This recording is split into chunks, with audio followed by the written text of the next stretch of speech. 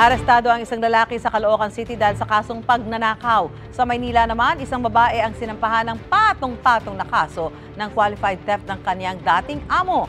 Itinanggi ng dalawa ang akusasyon. May unang balita si Jomer Apresto.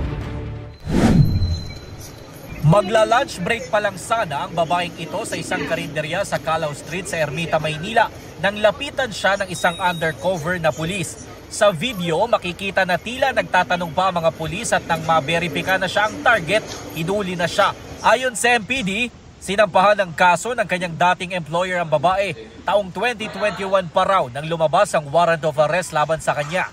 Base dito sa warrant of arrest niya na nilabas ng RTC Branch 51 ng Manila, 17 counts ng qualified theft yung kanyang kakaraping kaso. Sa ngayon ay nananatili siya sa custodial facility ng MPD.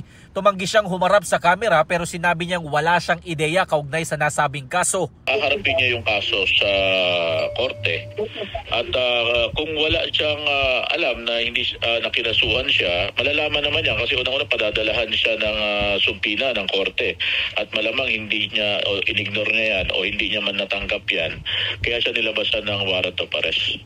Sa Caloocan City, bitbit ang warrant of arrest. Pinasok ng mga tauhan ng DSOU ng MPD ang isang gusali sa kamarin. Kinatok ang isang kwarto at nang pagbuksan, agad inaresto ang tao sa loob. Ayon sa pulisya, ang lalaki ay naharap sa kasong robbery sa Quezon City. Sa ngayon ay nasa kustodiya siya ng DSOU at tumangging humarap sa kamera. Pero sinabi niya na hindi niya alam kung bakit siya nagkaroon ng kaso. Ito ang unang balita, Jomer Apresto para sa GMA Integrated News.